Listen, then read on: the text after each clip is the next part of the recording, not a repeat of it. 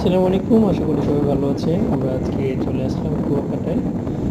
কুয়াকাটা সমুদ্র সৈকত বাংলাদেশের দক্ষিণাঞ্চলের একটি সমুদ্র সৈকত। এটি মূলত পটুয়াখালী জেলার কলাপাড়া উপজেলায় অবস্থিত। এই সমুদ্র সৈকতটি 18 কিলোমিটার দৈর্ঘ্য, প্রায় 11 মাইল, এবং বিস্তৃতিতে প্রায় 1.9 কিলোমিটার। এই সমুদ্র সৈকতের বিশেষ বৈশিষ্ট্য হলো এখানে ভৌগোলিক অবস্থানের কারণে একই জায়গা থেকে সূর্যোদয় এবং সূর্যাস্ত দেখতে পাওয়া যায়। মূলত বিশ্বের কয়েকটি বিখ্যাত স্থান থেকে সূর্যোদয় এবং সূর্যাস্ত দেখা যায় ভৌগোলিক অবস্থানের কারণে। তার মধ্যে বাংলাদেশের কুয়াকাটা একটি। এদিক থেকে কুয়াকাটা চমৎকার একটা অবস্থানে আছে।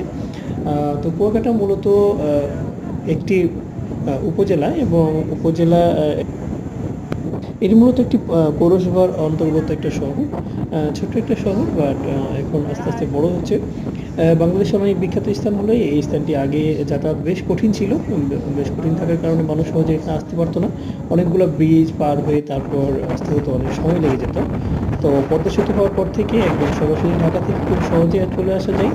এবং আগে যেখানে 15 থেকে 20 ঘন্টা সময় লাগতো ঢাকা থেকে আসতে, এখন 6-7 ঘন্টার মধ্যে চলে আসা যায় এই চমৎকার কুয়াকাটা সমুদ্র সৈকতে। আপনারা একদিন সময় করে দারুণ একটা মুহূর্ত উপভোগ করার জন্য চলে আসতে পারেন। কুয়াকাটায় বেশ কিছু স্থান রয়েছে যেখানে আপনি আনন্দ উপভোগ করতে পারবেন। এখানে লেবুর বন আছে, ঝাউবন আছে, লাল কাঁকড়ার চর আছে। এছাড়াও অনেক দর্শনীয় স্থান আছে, যে স্থানগুলো আপনার দেখে ভালো লাগবে। প্রাচীন নৌকা আছে, শ্রীমঙ্গল বৌদ্ধবিহার আছে, কুয়াকাটার কুয়া আছে, এবং একটি জাতীয় উদ্যান আছে, যদিও এটি একটি ভগ্ন প্রায়। এবং এইখান থেকে কিন্তু সুন্দর, এবং আপনারা কিন্তু চাইলে সুন্দরবনের পশ্চিমাঞ্চলের একটি অংশ আপনি এখান থেকে দেখতে পারবেন খুব সহজেই। বোট ভাড়া করে আপনারা এখান থেকে ঘুরতে পারবেন। এখান থেকে প্যাকেজ পাওয়া যায়, প্যাকেজেও ঘুরতে পারেন।